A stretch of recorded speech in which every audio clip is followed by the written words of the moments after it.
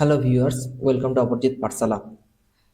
তোমাদের এখানে first summative এক্সামের জন্য সমস্ত বিষয়ে, শুধু ইংলিশ ছাড়া সমস্ত বিষয়েরই ক্লাস প্রতিনিয়ত আপডেট পাবে এবং ক্লাস 7 থেকে ক্লাস 10 পর্যন্ত ইংলিশ ছাড়া প্রত্যেকটা বিষয়ে যত্ন সহকারে পড়ানো হবে। তোমাদের যাদের পড়া সম্পর্কে বিরক্তি লাগে বা বিরক্তি বোধ চলে আসে, তাদেরকে শুধু বলবো যে এই ক্লাসগুলো একটু করে দেখো এবং দেখবে খেলার ছলে সমস্ত পড়াটা মনে থেকে যাবে। ঘরে খুব একটা এফোর্ট দিতে হবে না। তোমরা এইখানেই ক্লাসটা দেখো, এখানে অর্ধেকের উপর মুখস্থ হয়ে যাবে, জাস্ট ঘরে 1 থেকে 2 বার বইটা পড়বে তাহলেই হয়ে যাবে। তো আজকে শুরু করি। আজকের ক্লাস হচ্ছে ক্লাস 8-এর প্রথম চ্যাপ্টার, পৃথিবীর অন্দরমহল সম্পর্কে। চলো শুরু করা যাক পৃথিবীর অন্দরমহল সম্পর্কে। পৃথিবীর অন্দরমহল, তাহলে আমরা যেখানে থাকি সেটা হচ্ছে ভূপৃষ্ঠ, অর্থাৎ পৃথিবীর বাইরের অংশ। এই যে বাইরের অংশ আছে সেইখানে আমরা থাকছি, কিন্তু পৃথিবীর ভিতরে কি আছে সেটা কি কখনো ভেবে দেখেছি? পৃথিবীর ভিতরে কি রয়েছে? সেখানে কি জায়গাটা ফাঁকা, না আদৌ সেখানে কিছু আছে, না সেখানে পাথর দ্বারাই ঠাসা, না সেখানে আগুন বা কি আছে, সেটা সম্পর্কে আজকে আমরা জানবো। তো চলো শুরু করি। প্রথমে দেখো, এই ছবিটা দেখো, এটা হচ্ছে পৃথিবীর ভিতরের জায়গা। যদি পৃথিবীটাকে কাটি আমরা, তাহলে এইভাবে ভিতরটা দেখতে পাবো। তাহলে দেখতে দেখতে পাচ্ছি যে পৃথিবীর ভিতরে কি রয়েছে। চারিদিকটা কিন্তু আগুনের মতো তপ্তপ্ত কি রয়েছে, গোলাকার আগুনের ঢিপি, যার ওপরটা ঠান্ডা হয়ে গেছে এবং ভিতরে আগুনটা এখনো রয়েছে। এটা হচ্ছে পৃথিবীর অন্দরমহল। আচ্ছা, যদি আমরা পৃথিবীর ওপর থেকে নিচের দিকে যাই, যদি আমরা পৃথিবীর এইখানে যেখানে আমরা থাকছি সেখান থেকে যদি আমরা নিচের দিকে যাওয়ার চেষ্টা করি, তাহলে হাইয়েস্ট কত দূর যেতে পারবো? এতটাই যেতে পারবো। তার বেশি যদি ধরো, আমরা তো এই চারদিকটাতেই থাকছি। যদি মনে করো তুমি বলছো না স্যার এইখান থেকে কি করে যাবো, যদি আমি তো এখান থেকে পেরিয়ে এই জায়গাগুলো গোটাই চলে আসতে পারি। যখনই আমি এই জায়গাগুলো পেরোবো তাহলে তো আমি সেই এই জায়গাটার কাছাকাছি চলে আসবো। তাহলে এখান থেকে তো আমার দূরত্ব মাত্র এইটুকু হয়ে যাবে। আমি বলছি যেখান থেকে তুমি যদি এখানে থাকো, তাহলে এখান থেকে কতটা হাইস্ট যেতে পারবে? এতটা দূরত্বে হাইস্ট যেতে পারবে। তুমি যদি এখানে থাকো তাও এখান থেকে এতটা দূরত্বে হাইস্ট যেতে পারবে। বা তুমি যদি এখানে থাকো, এখান থেকে তুমি যদি যাও, তাহলে এতটাই দূরত্ব যেটা তুমি হাইস্ট পৃথিবীর ভিতরে ঢুকতে পারবে। তাহলে এইটাকেই বলা হচ্ছে পৃথিবীর কি, ব্যাসার্ধ। এটাকে বলা হয় পৃথিবীর ব্যাসার্ধ। পৃথিবীর ব্যাসার্ধ কত কিলোমিটার? 6370 কিলোমিটার। অর্থাৎ পৃথিবীর ভূপৃষ্ঠ থেকে কেন্দ্রের দূরত্ব হচ্ছে পৃথিবীর ব্যাসার্ধ, যা 6370 কিলোমিটার। 1 নম্বর কোশ্চেনের জন্য মনে রাখো এটা। আচ্ছা, কয়েকটা তথ্য সম্পর্কে জেনে রাখি। যে দক্ষিণ আফ্রিকায় পৃথিবীর গভীরতম সোনার খাত রবিনসন দ্বীপ অবস্থিত, যার গভীরতা 3 থেকে 4 কিলোমিটার।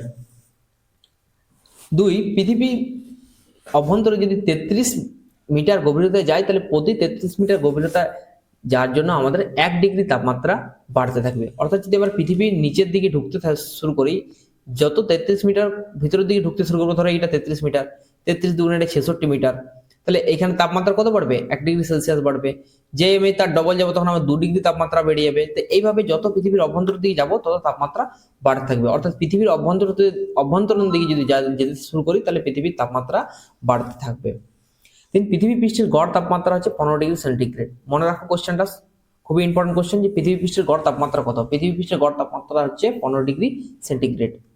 4, আমাদের বিজ্ঞানী মহলরা, যারা বৈজ্ঞানিক আছে, তারা পৃথিবীর অভ্যন্তরে কি আছে তা জানার চেষ্টা করার জন্য একবার একটা কৃত্রিম গর্ত খুঁড়েছিল, যা প্রায় 12 কিলোমিটার গভীরতা, এবং এই গর্তটা অবস্থিত রাশিয়ায়, রাশিয়ার কোলাদ উপদ্বীপের কাছে। তো এটার সাহায্যে আমরা কি জানার চেষ্টা করেছিলাম যে পৃথিবীর অভ্যন্তরে কি রয়েছে, কিন্তু এই গর্ত খুঁড়ে আমরা পৃথিবীর অভ্যন্তর সম্পর্কে খুব একটা বিশেষ তথ্য পাইনি। এই দেখো গর্তটা দেখে নাও, এই গর্ত রয়েছে যেটা রাশিয়ার কোলা উপদ্বীপে অবস্থিত, পৃথিবীর গভীরতম গর্ত। দৈর্ঘ্য কত? 12 কিলোমিটার এর গভীরতা। আচ্ছা, যখন পৃথিবী সৃষ্টি হয়েছিল তখন পৃথিবী এইভাবে গরম আগুনের গোলায় পরিণত ছিল। মানে পৃথিবী যখন সৃষ্টি হয়েছিল, সূর্যের কাছ থেকে সৃষ্টি হয়েছিল, তখন পৃথিবী এরকম জ্বলন্ত অবস্থায় ছিল। পৃথিবী কিন্তু একবারে ঠান্ডা অবস্থায় ছিল না, বা পৃথিবীতে তখন মানুষ বসবাস করতো বা বিভিন্ন প্রাণী এগুলো বসবাস করতো না। তখন কি ছিল, এরকম আগুন দ্বারা চারদিকটাই ফুটছিল পৃথিবী। ধীরে ধীরে তাপ বিকিরণ করতে করতে, তাপ হারাতে হারাতে হারাতে হারাতে কি হয়েছে, পৃথিবীর ওপর অংশ তো ঠান্ডা হয়ে গেছে, কিন্তু পৃথিবীর ভিতরের অংশে তাপটা এখনো থেকে গেছে। অর্থাৎ পৃথিবীর ভিতরটা এখনো ওই গলিত অবস্থাতেই রয়েছে, ওই আগুন অবস্থাতেই রয়েছে। শুধুমাত্র ওপরের যে অংশটা আছে সেই ওপরের অংশটা ঠান্ডা হয়ে গেছে বলে এখন প্রাণের অস্তিত্ব, যে প্রাণ বা প্রাণের অস্তিত্ব এই ওপরের অংশ রয়েছে, কিন্তু ভিতরের অংশে কোনো প্রাণের অস্তিত্ব নেই। কারণ কেন? ভিতরটা গোটায় আগুনে ভর্তি আছে। তাহলে যে এখানে একটা কোশ্চেন হচ্ছে ম্যাগমা, অর্থাৎ পৃথিবীর, আমরা তো আগে দেখলাম যে পৃথিবীর ভিতরটা পুরোটাই আগুন দ্বারা ভর্তি, তাহলে এটা হচ্ছে যে ভূগর্ভে প্রচন্ড চাপ ও তাপে গ্যাস বাষ্প মিশ্রিত হয়ে গলিত অবস্থায় থাকলে তাকে ম্যাগমা বলা হচ্ছে। অর্থাৎ পৃথিবীর ভিতরে যে সমস্ত পদার্থগুলি সেগুলো চাপ ও তাপের ফলে গলিত অবস্থায় রয়েছে, আর এটাকে বলা হচ্ছে ম্যাগমা। এই দেখো, এটা হচ্ছে পৃথিবীর অভ্যন্তরে যে যে সমস্ত পদার্থগুলো আছে সেগুলো চাপ ও তাপে গলিত অবস্থায় রয়েছে, এটাকে বলা হচ্ছে ম্যাগমা। ম্যাগমা হচ্ছে পৃথিবীর অভ্যন্তরে অবস্থান করছে, এই যে গলিত পদার্থটা সেটা পৃথিবীর অভ্যন্তরেই অবস্থান করছে। এবার হচ্ছে লাভা। এই ভূগর্ভের গলিত উত্তপ্ত অর্ধতরল ম্যাগমা ফাটল দিয়ে ভূপৃষ্ঠের বাইরে বেরিয়ে এলে সেটাকে লাভা বলা হয়। যখন এই ম্যাগমাটি ভূপৃষ্ঠের এই ফাটল দ্বারা বাইরে বেরিয়ে আসবে, এইভাবে ফাটল দ্বারা বাইরে বেরিয়ে আসে সাইড দিকে গড়িয়ে গড়িয়ে চলতে শুরু করবে, তখন সেটাকে বলা হচ্ছে লাভা। দেখো, এই যে ভিতরে অভ্যন্তরীণ থেকে পদার্থটা বেরিয়ে আসে এইভাবে গড়িয়ে পড়ছে, এই দেখো এইভাবে ফোয়ারার মতো বাইরে বেরিয়ে যাচ্ছে, যখন সেটা ভিতরে থাকবে তখন সেটাকে বলা হচ্ছে ম্যাগমা, আর যখনই এই অর্ধতরল পদার্থটা বাইরে বেরিয়ে আসবে তখন সেটাকে বলা হচ্ছে লাভা। তোমাদের জন্য একটা কোশ্চেন রইল, এই ছবিটা দেখো এবং ছবিটা দেখে বলো যে এখানে লাভা কোনটি আর ম্যাগমা কোনটি। উত্তরটা কিন্তু কমেন্ট বক্সে অবশ্যই দিও। এছাড়া আরেকটা তোমাদের জিনিস বলে রাখি যে আমার এই ভিডিওর নিচে ডেসক্রিপশনে আমার হোয়াটসঅ্যাপ গ্রুপের লিঙ্ক থাকবে, তোমাদের অষ্টম শ্রেণীর হোয়াটসঅ্যাপ গ্রুপের লিঙ্ক থাকবে। সমস্ত বিষয় সম্পর্কে আপডেট বা প্রতিটা বিষয়ে ক্লাস তুমি ইউটিউবে যেমন পাবে, এবং যাবতীয় স্টাডি ম্যাটেরিয়ালস তুমি কিন্তু সেই গ্রুপে পাবে, এবং তোমাদের যাবতীয় প্রশ্ন তোমরা সেই গ্রুপে দেবে, আমি সেখানে সেগুলোকে সলভ করে দেবো, এবং সম্পূর্ণ বিনামূল্যে এই জিনিসটা করা হবে। তো তোমরা তাড়াতাড়ি নিজেরা জয়েন হয়ে যাও, এবং তুমি তোমাদের বন্ধুদেরকেও রেকমেন্ড করে সেই গ্রুপটাতে জয়েন হওয়ার জন্য। চলো তাহলে বলো লাভা কোনটি। এই যে ভিতরে যেটা আছে সেটা হচ্ছে ম্যাগমা, এবং এই ম্যাগমা পদার্থ যখন ভূপৃষ্ঠে ফাটল দেওয়া বাইরে বেরিয়ে আসছে তখন সেটাকে বলা হচ্ছে লাভা। তাহলে ভূ অভ্যন্তরে যেটা থাকছে সেটা হচ্ছে ম্যাগমা, আর বাইরে যখন বেরিয়ে আসছে সেটা হচ্ছে লাভা। এবার হচ্ছে ভূতাপ শক্তি কি। ভূতাপ শক্তি হচ্ছে যে ভূতাপ শক্তি হলো এক ধরনের শক্তি যা পৃথিবীর অভ্যন্তরীণ বা পৃথিবীর কেন্দ্রের তাপ ধীরে ধীরে যখন বাইরে বেরিয়ে আসে পৃথিবী পৃষ্ঠের দিকে আসতে থাকে, তখন এই তাপ শক্তিকে বলা হচ্ছে ভূতাপ শক্তি। দেখো, এই যে পৃথিবীর ম্যাগমা কি অবস্থায়, গরম অবস্থায় থাকে, এই ম্যাগমা যখন পৃথিবীর বাইরে বেরিয়ে আসে এইভাবে পৃথিবীর একটা ভূপৃষ্ঠের ফাটল দ্বারা বাইরে বেরিয়ে এলো, তাহলে এই যে তাপ শক্তিটা যখন বাইরে বেরিয়ে আসে তখন এই তাপ শক্তিটিকেই কাজে লাগিয়ে বিভিন্ন জায়গার বা বিভিন্ন দেশের মানুষ এই তাপ শক্তিকে কাজে লাগিয়ে বিদ্যুৎ শক্তি উৎপন্ন করছে। তাই পৃথিবীর ভূবন্দর থেকে যে তাপ শক্তি বাইরে বেরিয়ে আসে তাকে সেটাকে বলা হচ্ছে ভূতাপ শক্তি। যেমন আইসল্যান্ড তাদের দেশের 30% বৈদ্যুতিক শক্তি এই ভূতাপ শক্তিকে কাজে লাগিয়ে ব্যবহার করে, মানে ভূতাপ শক্তিকে কাজে লাগিয়ে উৎপন্ন করে, এবং আমেরিকা যুক্তরাষ্ট্র সবচেয়ে বেশি ভূতাপ শক্তিকে কাজে লাগিয়ে ইলেকট্রিক বা বিদ্যুৎ শক্তি উৎপন্ন করে। শর্ট কোশ্চেন থাকবে যে ভূতাপ শক্তিকে কোন দেশ সবচেয়ে বেশি পরিমাণ ব্যবহার করে তাদের তাপ শক্তি উৎপন্ন করে, তাহলে উত্তর কি হবে? আমেরিকা। আচ্ছা, এই যে ভূতাপ শক্তি বাইরে বেরিয়ে এসেছে, তাহলে এর একটা উপকারিতা আমাদের জন্য কি উপকার হতে পারে? ভূতাপ শক্তি আমাদেরকে ইলেকট্রিসিটি দিচ্ছে বা বৈদ্যুতিক দিচ্ছে, সেটা তো আমাদের ক্ষেত্রে উপকারিতা, ঠিক আছে। তার সাথে সাথে ভূতাপ শক্তি আমাদের কি করে, যে সমস্ত জীবাশ্ম জ্বালানিগুলো আছে তাদের ব্যবহারকে কমিয়ে দেয়, ফলে জীবাশ্ম জ্বালানি আরো বেশি দিন পর্যন্ত চলার সম্ভাবনা থাকে। অর্থাৎ ভূতাপ শক্তি থেকে বিদ্যুৎ উৎপাদন করলে জীবাশ্ম জ্বালানি যেমন কয়লা বা খনিজ তেলের ব্যবহার কমানো যায়। এবার হচ্ছে ঘনত্ব কাকে বলে দেখে নিই। একক আয়তনের পদার্থে কতটুকু ভর আছে তার পরিমাপকেই ঘনত্ব বলা হয়। অর্থাৎ একক আয়তনের পদার্থ মনে হচ্ছে, ধরো এই 3টা বক্স, আয়তন মনে হচ্ছে এই বক্সের ভিতরে কতটা পদার্থ আমি ঢোকাতে পারবো বা কতটা পদার্থ আমি রাখতে পারবো, বক্সটা ভর্তি না হওয়া পর্যন্ত যতটা পদার্থ আমি ঢোকাতে পারবো সেটাই হচ্ছে তার আয়তন। তাহলে একক আয়তনে কতটুকু পদার্থের ভর আছে, ধরো আমি 3টা বক্সের মধ্যে বল রাখলাম, প্রথম বক্সে আমি 10টা বল রেখেছি, দ্বিতীয় বক্সে 6টা এবং তৃতীয় বক্সে আমি 4টা। তাহলে এই বাক্সের 3টা বক্সেই তো বল ধরে রাখার পরিমাণ তো একই পরিমাণ রয়েছে, কিন্তু প্রথম বাক্সে আমি 10টা রেখেছি, দ্বিতীয় বাক্সে 6টা এবং তৃতীয় বাক্সে 4টা। তাহলে প্রথম বক্সের মধ্যে কতটা ভর আছে? 10 ভর আছে। দ্বিতীয় বক্সের মধ্যে কত ভর আছে? 6 ভর আছে, এবং তৃতীয় বক্সের মধ্যে 4 ভর আছে। তাহলে একক আয়তনের পদার্থের মধ্যে কতটুকু ভর আছে সেটাকে তার ঘনত্ব বলা হচ্ছে। তাহলে এই পদার্থের মধ্যে 10 ভর আছে, তাই এই পদার্থের মধ্যে 6, এই পদার্থের মধ্যে 4। তাহলে যার ভরের পরিমাণটা বেশি আছে তার ঘনত্ব কি? বেশি।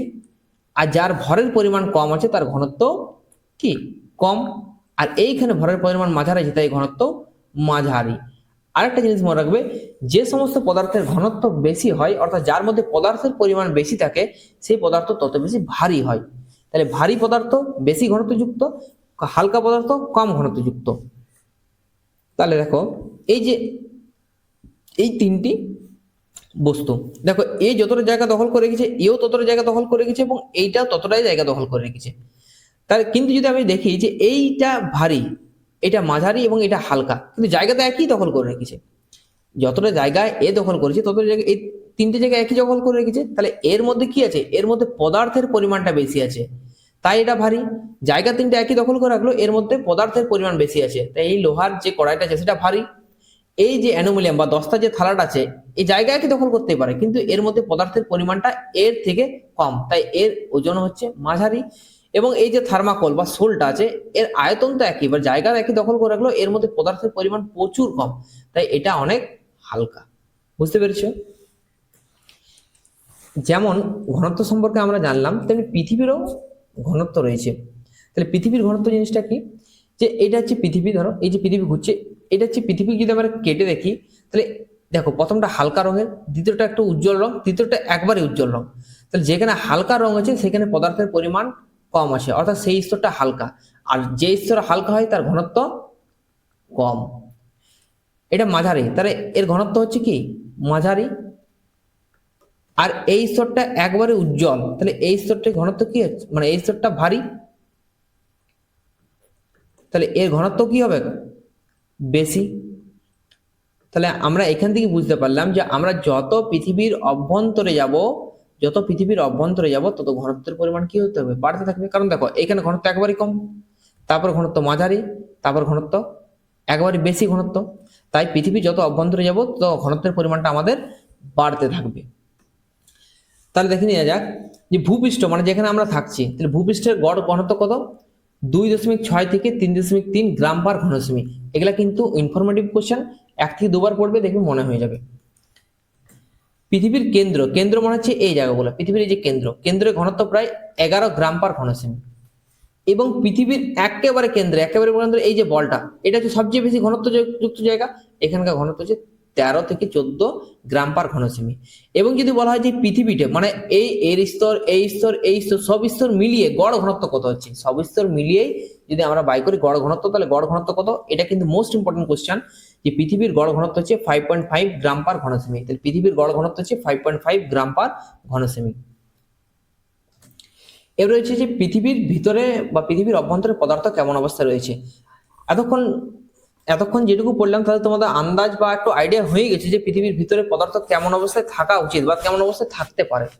কেমন অবস্থায়, ঠিকই যে পৃথিবীর ভিতরে যে পদার্থ রয়েছে সেটা অর্ধতরল অবস্থায় আছে। কারণ যত পৃথিবীর অভ্যন্তরে আমরা যাব তত যেমন তাপ বাড়বে, তেমনি ঘনত্ব বাড়ার জন্য তত চাপও বাড়বে।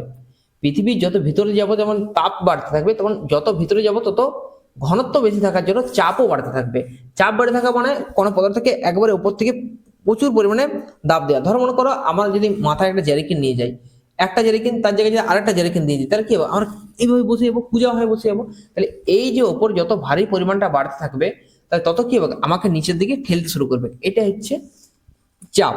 আর এই যত চাপ বাড়বে তত পদার্থ কি অবস্থা থাকবে, অর্ধতরল বা গলিত হয়ে শুরু করবে। কারণ ভিতরে তো অভ্যন্তরটা কি আছে, গরম অবস্থায় আছে, এবং তার সাথে সাথে চাপও বেড়ে যাচ্ছে। তাই পৃথিবীর ভিতরে যে পদার্থ আছে কোথাও তরল, কোথাও কঠিন বা কোথাও অর্ধতরল অবস্থায় রয়েছে। এই দেখো যত উপর থেকে নিচের দিকে যাবো তত পদার্থ কি হচ্ছে, প্রথমে কঠিন, তারপর অর্ধতরল, তারপর একবারে তরল অবস্থায় রয়েছে। এখানে বলে রাখি অর্ধতরল জিনিসটা কি, তরল হচ্ছে যে জলটা আমরা খাচ্ছি একবারে জলের মতন পাতলা, জিনিসটা হচ্ছে তরল। এবং অর্ধতরল হচ্ছে যে মধু, দেখবে কেমন চ্যাপচ্যাপা টাইপের হয়, একবারে জলের মতো পাতলাও হয় না কিন্তু একবারে শক্ত হয় না, একবারে হালকা চ্যাপচ্যাপা টাইপের পদার্থ হয়, সেটাকে বলা হচ্ছে অর্ধতরল।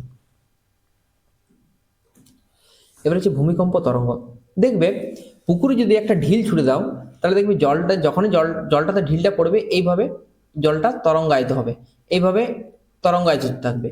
তেমনই ভাবে পৃথিবীর অভ্যন্তরে যদি কোথাও মাটি নড়ে যায়, তাহলে এখানকারও তরঙ্গ এইভাবে ওপরের দিকে বেরিয়ে আসবে, এইভাবে ওপর দিকে বেরিয়ে আসবে। এটাকে বলা হচ্ছে ভূমিকম্প তরঙ্গ। তাহলে পৃথিবীর অভ্যন্তরে যদি কোথাও ভূমিকম্প হয়, তাহলে সেখান থেকেও এই পুকুরে যেমন ঢিল ছুড়েছে সেরকম তরঙ্গ ভূ অভ্যন্তর থেকে পৃথিবীর বাইরে বেরিয়ে আসে, এটাকে বলা হচ্ছে ভূমিকম্প তরঙ্গ। ভূমিকম্প তরঙ্গ 3 প্রকারের হয়, সাধারণত তোমাদের বইয়ে দুটা সম্পর্কে আলোচনা করা হয়েছে, তাই আমরা দুটা সম্পর্কে জানবো। একটা হচ্ছে পি তরঙ্গ, একটা হচ্ছে এস তরঙ্গ। তাহলে পি তরঙ্গ ভূ অভ্যন্তরে কঠিন তরল যে কোনো মধ্য দিয়ে যে প্রবাহিত হতে পারে। তাহলে কি বলছে, পি তরঙ্গ ভূ অভ্যন্তরে কঠিন ও তরল যে কোনো মাধ্যমে প্রবাহিত হতে পারে। তাই পি তরঙ্গকে প্রাথমিক তরঙ্গ বলা হয়। কি বলা হয়? পি তরঙ্গকে প্রাথমিক তরঙ্গ বলা হয়। আর রয়েছে এস তরঙ্গ। এস তরঙ্গ তরল বা অর্ধতরল পদার্থের মধ্য দিয়ে প্রবাহিত হতে পারে না। তাহলে কি বলছে, এস তরঙ্গ তরল বা অর্ধতরল পদার্থের মধ্যে দিয়ে প্রবাহিত হতে পারে না, কিন্তু কঠিন পদার্থের মধ্যে প্রবাহিত হতে পারে। এস তরঙ্গকে গৌণ তরঙ্গ বলা হয়। তাহলে পি তরঙ্গ কঠিন, তরল, অর্ধতরল সমস্ত জিনিসের মধ্যে বা সমস্ত অবস্থার মধ্যে দিয়েই প্রবাহিত হতে পারে, কিন্তু এস তরঙ্গ শুধুমাত্র কঠিন পদার্থের মধ্যে দিয়েই প্রবাহিত হতে পারে। পি তরঙ্গ আর এস তরঙ্গের দুটি পার্থক্য আমাকে লিখে তোমরা পাঠাবে। এই দেখো ভূমিকম্প তরঙ্গের একটা ছবি, এখান থেকে ভূমিকম্প সৃষ্টি হয়েছে এবং সেই তরঙ্গটি চারিদিকে কিন্তু কি হয়েছে, ছড়িয়ে পড়ছে। এটা হচ্ছে ভূমিকম্প তরঙ্গ। এবার হচ্ছে পৃথিবীর অন্তর্মহল, পৃথিবীর অন্দরমহল। তাহলে এতক্ষণ এর আগে তো আমরা পড়লাম, তোমাদের আইডিয়া হয়ে গেছে অনেকটাই যে পৃথিবীর অন্দরমহলটা কেমন অবস্থায় থাকতে পারে। তো এই যে অন্দরমহল আছে, তাহলে এই অন্দরমহল সম্পর্কে বিজ্ঞানীরা প্রথম জানলো কি হিসাবে? বিজ্ঞানীরা তো খুঁড়ে দেখতে পারেনি, কারণ খুঁড়ে তো কত দূর গিয়েছিল, 12 কিলোমিটার পর্যন্ত যেতে পেরেছিল, তার বেশি তো যেতে পারেনি। আর পৃথিবীর গভীরতা আমরা প্রথমেই বললাম যে 6370 কিলোমিটার। এটা হচ্ছে পৃথিবীর ব্যাসার্ধ এবং এটা হচ্ছে পৃথিবীর হাইয়েস্ট গভীরতম জায়গা। তাহলে 6370 কিলোমিটার আর 12 কিলোমিটার, মনে হয় না যে একবারে ছোট। ধরো পৃথিবীর গভীরতা প্রায় এখান থেকে এতটা, আর আমরা যেতে পারছি মাত্র এইটুকু। তাহলে আমরা এই যে ভিতরে কি আছে তার অভ্যন্তরণ সম্পর্কে, সেটা সম্পর্কে আমরা জ্ঞান পাবো কোথা থেকে, বা সেখান থেকে আমরা নলেজ কোথা থেকে পাবো? তাহলে এই নলেজটাই আমাদেরকে দেয় পৃথিবীর ভূমিকম্প তরঙ্গ। কেন দেয়? কারণ ভূমিকম্প তরঙ্গ কোথা থেকে আসে? একবার পৃথিবীর অভ্যন্তর থেকে, এই অভ্যন্তর থেকে উঠে আসে, অভ্যন্তর থেকে চারিদিকে ছড়িয়ে পড়ে। তাই এই ভূমিকম্প তরঙ্গ সাহায্যেই এবং পৃথিবীর অভ্যন্তরে যে গলিত পদার্থ যখন সেটা বাইরে বেরিয়ে আসে লাভা হিসাবে, সেই লাভা পর্যবেক্ষণ করে, মানে পৃথিবীর অভ্যন্তরে ভূমিকম্প তরঙ্গ ও লাভা পর্যবেক্ষণ করে আমরা পৃথিবীর অন্দরমহল সম্পর্কে জ্ঞান পেয়েছি। তাহলে ভূমিকম্প তরঙ্গ ও আগ্নেয়গিরি জ্বালামুখ থেকে বেরোনো লাভা পর্যবেক্ষণ করে বিজ্ঞানীরা পৃথিবীর অভ্যন্তরে প্রথমত 3টি স্তরের কথা জানতে পেরেছে। কটি স্তরের কথা? 3টি স্তরের কথা।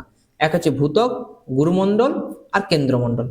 দেখো এই ছবিটায় পৃথিবীর ভিতর অবস্থা কেমন আছে সেটাকে আমরা একটা আপেলের সঙ্গে তুলনা করছি। ধরো আপেলের এই চোখাটা আর এই পৃথিবীর এই যে বাইরে যেখানে আমরা থাকছি, তাহলে এই দুটোকে আমরা হচ্ছে গুরুমণ্ডল। মানে এই আপেলটা যদি আমার পৃথিবী হতো, তাহলে আমরা এই বাইরের অবস্থানটা দেখছি, এই চোখা যেখানে আছে সেই খোসার স্থানটাতে আমরা থাকছি। আর পৃথিবীর বলতে গেলে আমরা এইখানে, তাহলে এই বাইরের স্তরটাকে বলা হয় ভূত্বক। এই যে আপেলের যে শ্বাসের যে জায়গাটা আছে, শ্বাসটা আছে, বা এইখানে যে এই জিনিসটা আছে, সেটাকে বলা হচ্ছে কি গুরুমণ্ডল। এবং এই যে ভিতরের অংশটা রয়েছে পৃথিবীর, এই যে ভিতরের অংশ বা আপেলের এই যে ভিতরের অংশ, এটাকে বলা হচ্ছে কেন্দ্রমণ্ডল। তাহলে কটে ভাগে ভাগ করে যায়? 3টে ভাগে, এক ভূত্বক, গুরুমণ্ডল আর কেন্দ্রমণ্ডল। তাহলে ভূত্বক সম্পর্কে, ভূত্বক দেখিনি, এটা হচ্ছে ভূত্বক।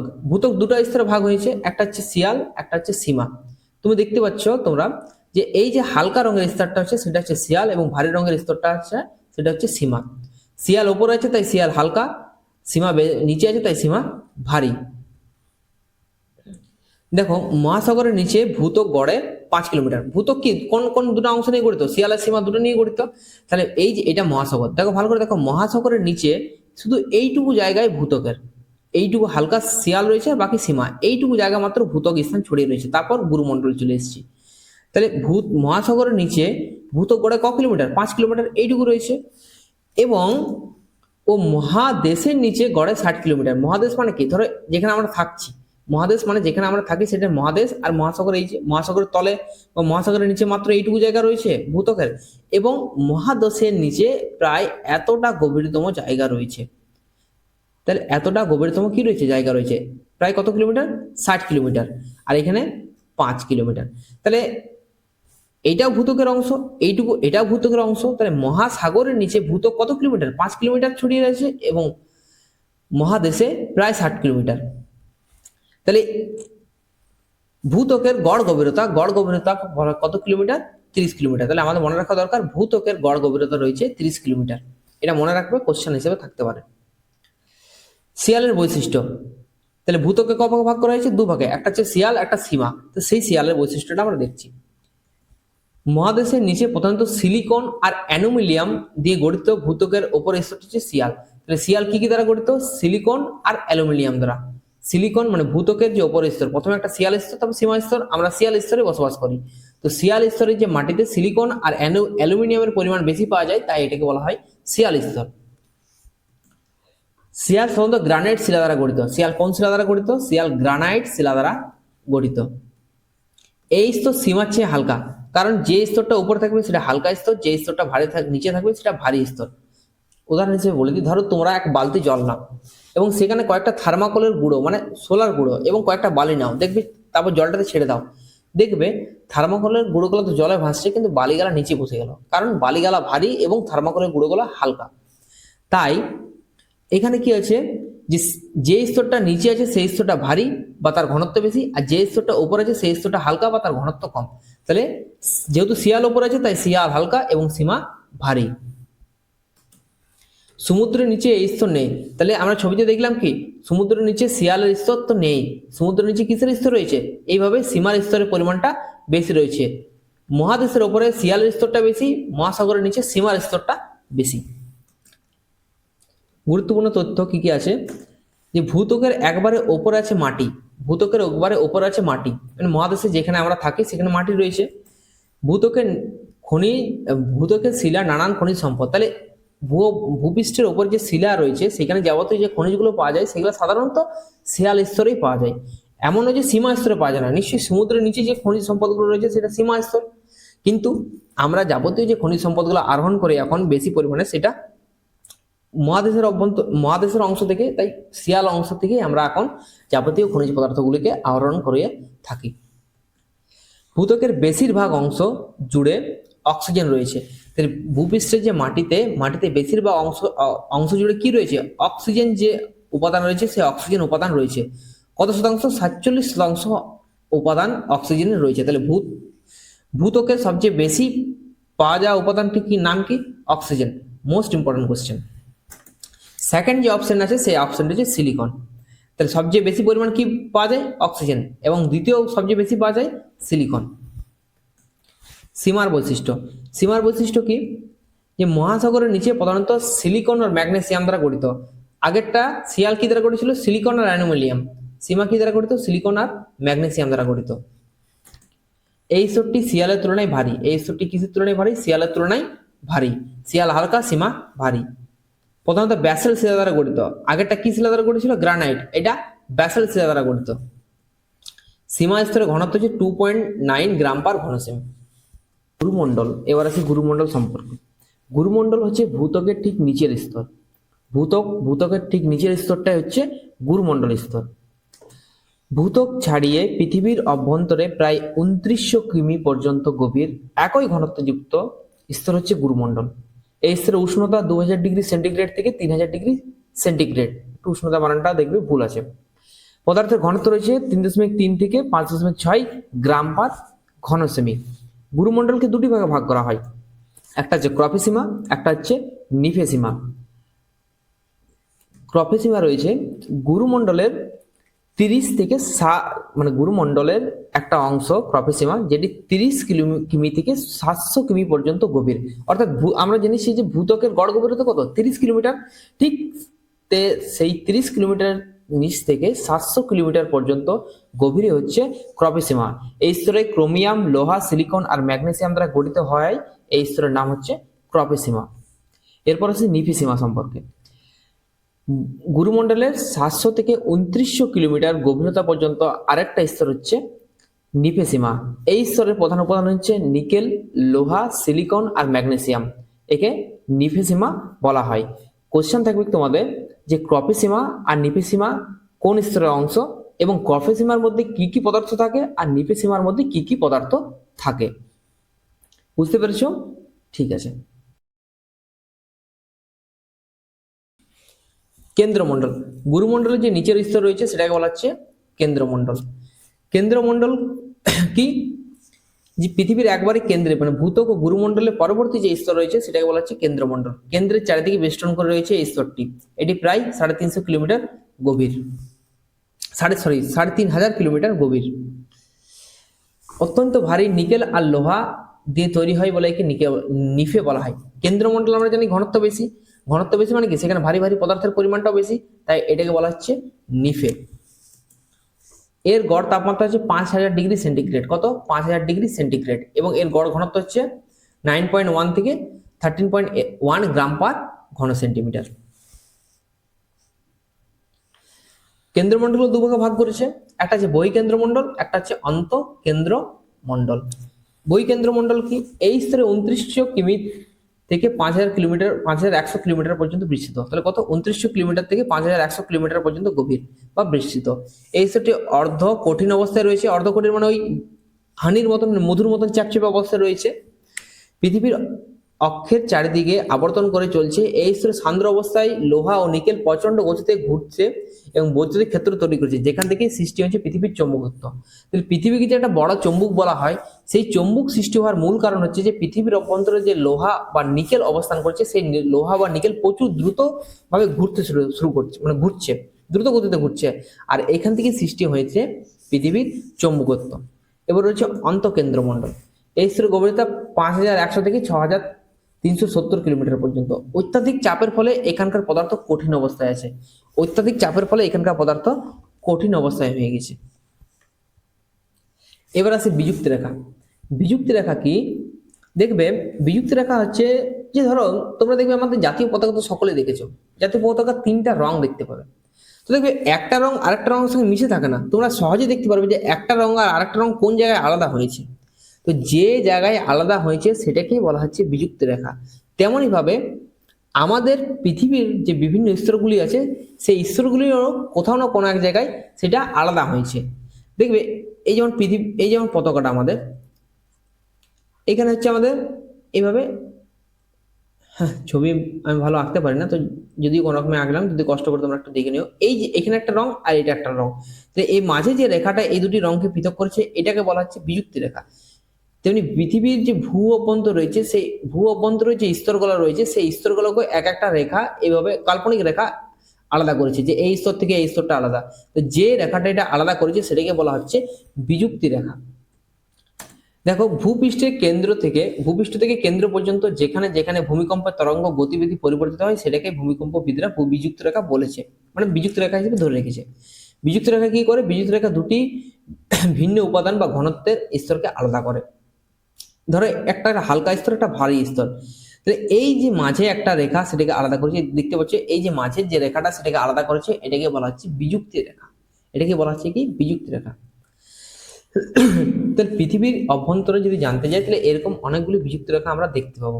তাহলে দেখে নিই, এই বিযুক্ত রেখাগুলো কিন্তু 2 থেকে 3 বার বা 5 বার হয়তো তোমরা ঘরে পড়বে, দেখবে মুখস্থ হয়ে যাবে বা মনে চলে আসবে সহজে, এবং এই বিযুক্ত রেখা থেকে কিন্তু কোশ্চেন থাকবেই থাকবে।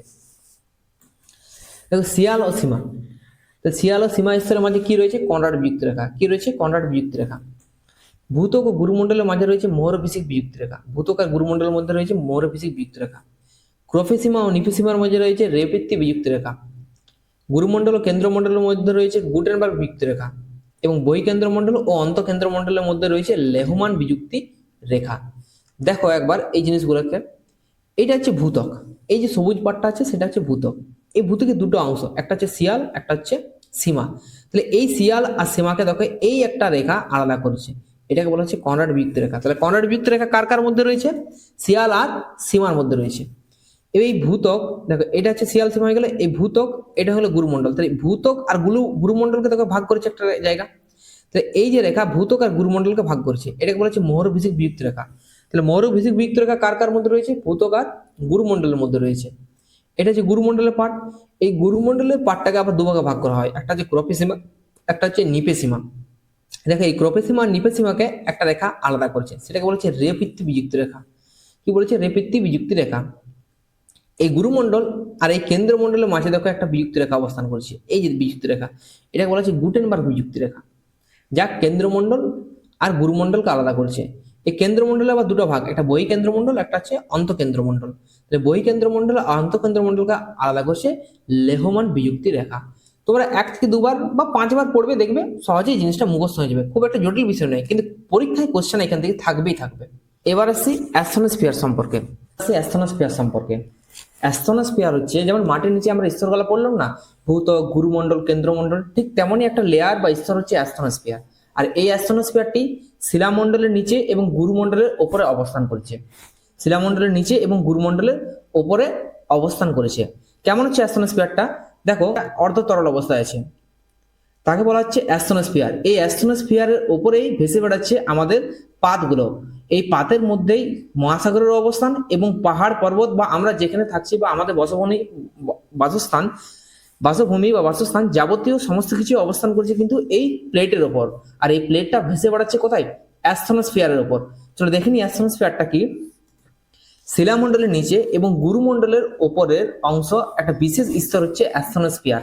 অ্যাস্থনোস্ফিয়ার একটা গ্রিক শব্দ যার অর্থ হচ্ছে দুর্বল স্তর। অ্যাস্থনোস্ফিয়ার একটা গ্রিক শব্দ যার অর্থ হচ্ছে দুর্বল স্তর। দেখে নাও, এই স্তরে পদার্থ গলিত বা নরম প্রকৃতির, অধিক চাপ ও তাপে এখানকার শিলা সান্দ্র অবস্থায় আছে। সান্দ্র মানে অর্ধতরল অবস্থায়। অর্ধতরল মানে হচ্ছে মধু। মধু যেমন চ্যাপচ্যাপা প্রকৃতির হয়, তেমনি এটা হচ্ছে সেই মধুর মতন। খুব তরল নয়, জলের মতন তরল নয়, এবং খুব শিলার মতো শক্ত নেই, জাস্ট অর্ধতরল। এটাকে বলা হচ্ছে অ্যাস্থনোস্ফিয়ার। এই দেখো, দেখে নাও ছবিটা। এটা হচ্ছে ভূগর্ভ থেকে নির্গত লাভা। এই লাভার এই যে দেখো এই জায়গাটা দেখছো, এইটা হচ্ছে অ্যাস্থনোস্ফিয়ার জায়গা, যেখানে এই লাভা বা তরল পদার্থটা অবস্থান করেছে। আর ঠিক তার ওপরে ভেসে আছে এই শক্ত শক্ত প্লেটগুলো, শক্ত শক্ত পাতগুলো। আর এই পাতের ওপরে অবস্থান করেছে পাহাড় বা আমাদের বাসস্থান, এবং তার সাথে সাথে এই মহাসাগর। এই পাতের ওপরেই যাবতীয় সমস্ত কিছু জিনিস অবস্থান করছে। মহাসাগর হোক বা পাহাড় পর্বত বা মহাদেশের অংশ, সমস্ত কিছু পাতের ওপর অবস্থান করছে। আর এই পাতগুলো কোথায় ভেসে আছে? পাতগুলো ভেসে আছে অ্যাস্থনোস্ফিয়ারের ওপর। যখন আমরা পড়লাম অ্যাস্থনোস্ফিয়ারের সংজ্ঞায়, তখন দেখলাম যে শিলামণ্ডল আর গুরুমণ্ডলের ওপরে। তাহলে শিলামণ্ডল কি স্যার? আপনি যখন স্তরটা ভূত্বকের গভীর স্তরগুলো পড়াচ্ছিলেন তখন তো বললেন তিনটা স্তর, ভূত্বক, গুরুমণ্ডল আর কেন্দ্রমণ্ডল। শিলামণ্ডল তো বলেননি। তাহলে জেনে নেওয়া যাক শিলামণ্ডলটা কি। শিলামণ্ডল হচ্ছে ভূত্বকের নিচে এবং গুরুমণ্ডলের ওপরে অংশ, অর্থাৎ ভূত্বকের কিছুটা অংশ এবং গুরুমণ্ডলের কিছুটা অংশ নিয়ে গঠিত হয়েছে শিলামণ্ডল। এর গড় গভীরতা হচ্ছে 100 কিলোমিটার। ভূত্বকের ঠিক নিচে এবং গুরুমণ্ডলের ঠিক ওপরে স্থান নিয়ে গঠিত হয়েছে শিলামণ্ডল। আজকের ক্লাস এখানে শেষ করলাম। তোমরা জানিও তোমাদের কেমন লাগছে ক্লাসগুলো, এবং তোমরা তাড়াতাড়ি আমার হোয়াটসঅ্যাপ গ্রুপে যোগ হয়ে যাও, কারণ যেহেতু কোর্সটা পুরোটাই বিনামূল্যে। এবং আমার ইচ্ছা যে তোমরা এই ক্লাসগুলো দেখে তোমাদের যে ফার্স্ট সামেটিভ এক্সামটা আছে তোমরা সেখানে ম্যাক্সিমাম স্কোর করো, এবং জানাও যে এই ক্লাসগুলো থেকে তোমরা কতটা উপকৃত হচ্ছে এবং ক্লাসগুলো কেমন লাগছে। থ্যাংক ইউ, ভালো থাকো সবাই।